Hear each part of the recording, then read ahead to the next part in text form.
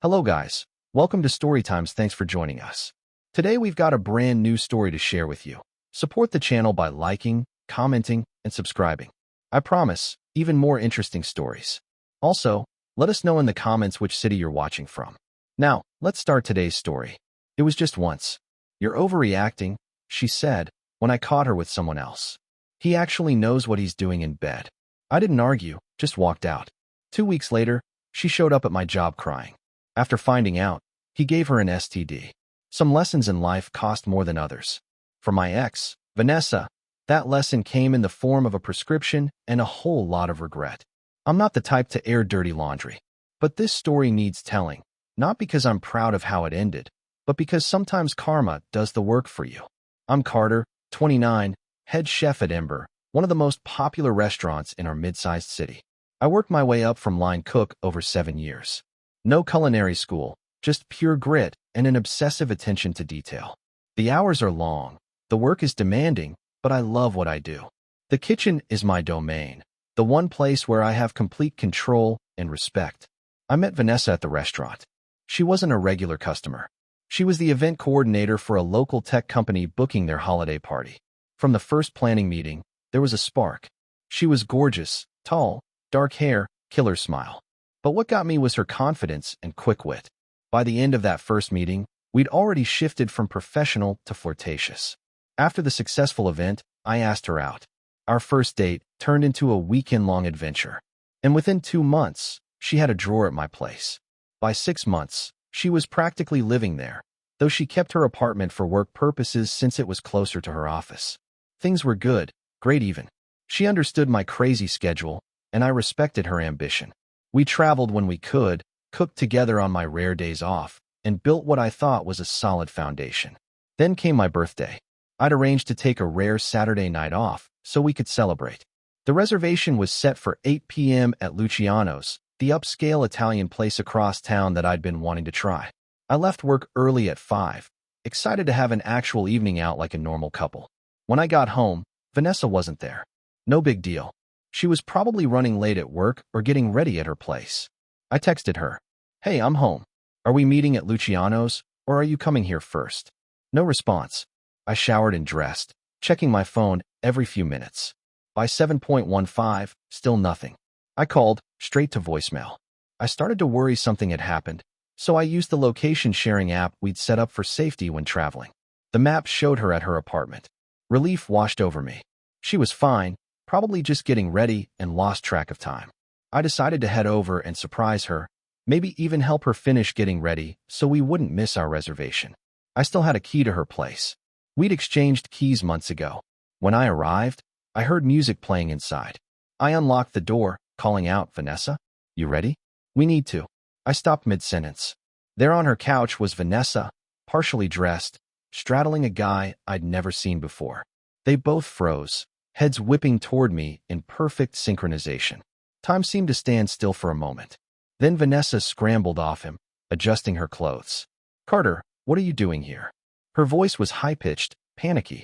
"It's my birthday. We have reservations at Luciano's, remember?" My voice sounded strangely calm to my own ears. The guy, bearded, tattooed, looking like a wannabe rock star, grabbed his shirt from the floor. "I'm gonna go." "No," I said, still eerily calm. "I'm going. You two carry on." Vanessa rushed toward me. "Carter, wait. This isn't what it looks like." I finished for her. "Pretty sure it's exactly what it looks like." "It was just once," she said, her eyes pleading. "You're overreacting." I raised an eyebrow, waiting for her to realize what she'd just admitted. Instead, she dug herself deeper. "It doesn't mean anything. We've been having problems, and you're always working in." "Problems?" This was news to me. "What problems?" She hesitated, then looked back at the guy who was awkwardly putting on his shoes. "You wouldn't understand. It's just different with him. He actually knows what he's doing in bed." The guy had the decency to look embarrassed. I didn't raise my voice, didn't throw things, didn't make a scene. I simply nodded, turned around, and walked out, closing the door quietly behind me. My phone started buzzing with texts before I even reached my car. "Carter, please come back. We need to talk about this. It was a mistake. Don't throw away what we have." I turned off my phone, drove to a bar I'd never been to before, and ordered a whiskey.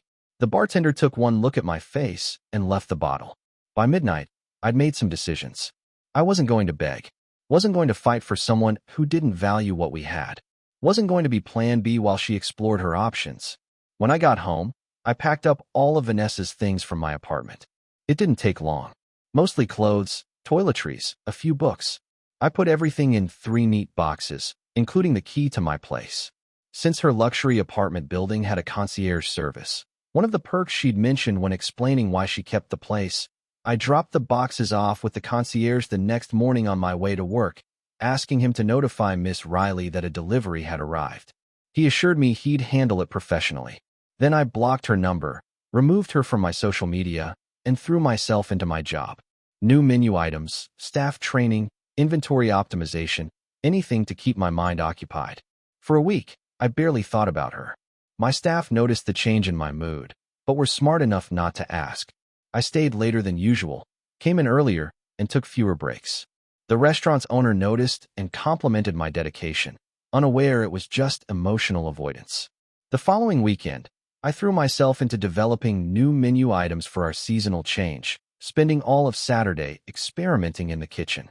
On Monday morning, our general manager mentioned that Vanessa had called the restaurant twice, asking for me. I told him I wasn't interested in speaking with her. 10 days after the incident, Vanessa showed up at Ember during pre-dinner prep. I was in the kitchen when one of the servers came back, looking uncomfortable. "Chef, there's someone asking for you out front. We open in an hour, tell them to come back." "It's, Vanessa. She seems pretty upset." I put down my knife and wiped my hands. "Take over the sauce reduction," I told my sous chef, then headed to the front of the restaurant. Vanessa was sitting at the bar, fidgeting with a napkin. When she saw me, she stood up, and I could tell she'd been crying. Her eyes were red, her makeup smudged. "You need to get tested?" she blurted out before I could say anything. I immediately glanced around to see if anyone could hear us. Though the restaurant was empty of customers, several staff members were within earshot. I gestured toward the door. "Let's step outside," I said firmly, not wanting this conversation to happen where my team could overhear. Once we were outside on the relatively quiet sidewalk, I turned to her. "What's going on?" "That guy, Jordan. He gave me something." She lowered her voice. "Chlamydia. I just found out yesterday." I kept my expression neutral, processing this information. "And you came here to tell me this? During my work hours?" "I tried calling. You blocked my number. I went to your apartment, but you weren't home. I didn't know how else to reach you." She was on the verge of tears again. "I'm so sorry, Carter. I made a horrible mistake. Just once, right?" I couldn't help the sarcasm. She looked down. "I deserve that. Did you get treatment?" I asked, my voice neutral. She nodded. "Yesterday, the doctor said, I need to inform any recent partners." "Partner," I corrected. "Singular. Unlike some people, I don't sleep around." She winced. "Carter, please. Can we talk about this?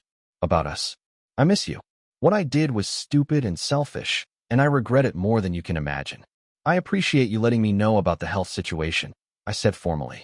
"I'll get tested. Is there anything else?" "That's it. After 8 months together, that's all you have to say?" I looked at her. Really looked at her. The woman I thought I knew. The woman I'd planned a future with. The woman who'd cheated on me, insulted me, and now brought a medical crisis to my workplace. "What do you want me to say, Vanessa? That I forgive you? That we can start over? That I'm not bothered by the fact that you cheated on me, told me I wasn't good enough in bed, and now you've potentially given me an STD? I didn't mean what I said," she cried. I was embarrassed and trying to justify my behavior. "You're amazing in bed. Jordan was terrible, actually. It was awkward and over in minutes." I don't know why I said that. A few staff members were pretending not to listen from the dining area. I gestured toward the front door, and we stepped outside. "Look," I said once we were on the sidewalk, "I've got a restaurant to run. I appreciate the health warning, but this isn't the place for this conversation. So you'll talk to me somewhere else?" Hope flashed in her eyes. "No, there's nothing to talk about. We're done. Carter, please. Everyone makes mistakes." "True. And everyone has to live with the consequences of those mistakes. So that's it. One mistake, and it's over?" I sighed. It wasn't just the cheating, Vanessa. It was the casual cruelty afterward. It was the fact that you only came clean about it after getting caught. It was the disrespect of showing up at my job with this. Some things can't be fixed with an apology. What if I told you I think I'm in love with you? Her voice was small, desperate. "I'd say your timing is terrible." I turned to go back inside, but she grabbed my arm. "Can I at least know if you're okay? If you're infected too? I'll make an appointment with my doctor. But since you were my only partner, if I have it, I know exactly where it came from." Her face crumpled. "I really am sorry, Carter. I believe you, but sometimes sorry isn't enough." I went back inside, instructed the host not to let her in if she returned, and immersed myself in dinner service. Following my doctor's advice, I waited the recommended time for accurate testing, about a week after potential exposure, before getting tested. My doctor explained that testing too early could result in a false negative since the infection might not be detectable yet. The results came back negative about a week later. I was clean, physically at least. Emotionally was another story.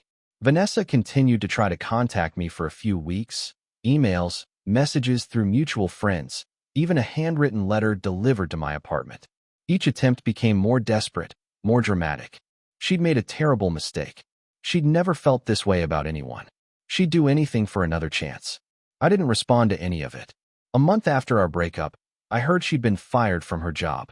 Apparently, she'd been dating her boss, the married CEO of the tech company, on and off for over a year. The same CEO who attended the holiday party where we met.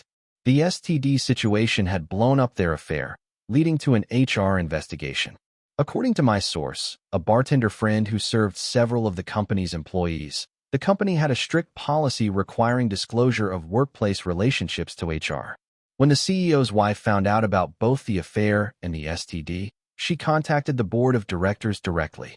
After a formal review process, both Vanessa and the CEO were terminated. Him for abuse of power and failure to disclose the relationship. Her for violating company policy. When I heard that news, something clicked into place. The problems she'd mentioned. The apartment she kept for work purposes, despite it being significantly more expensive than necessary. The late nights and occasional unexplained absences when she claimed to be working on special projects with the executive team. She hadn't just cheated on me with Jordan. She'd been cheating the entire time we were together. I dodged more than just an STD. I'd escaped a relationship built entirely on lies.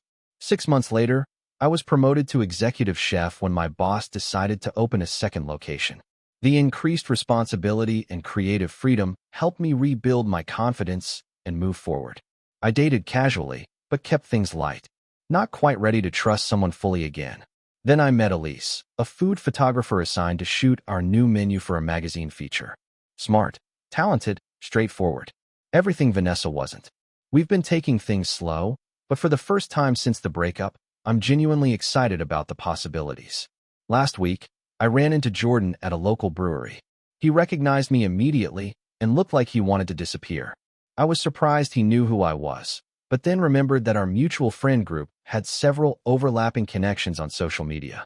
Vanessa had probably shown him my photos, or he'd seen me in her Instagram posts from before everything went down.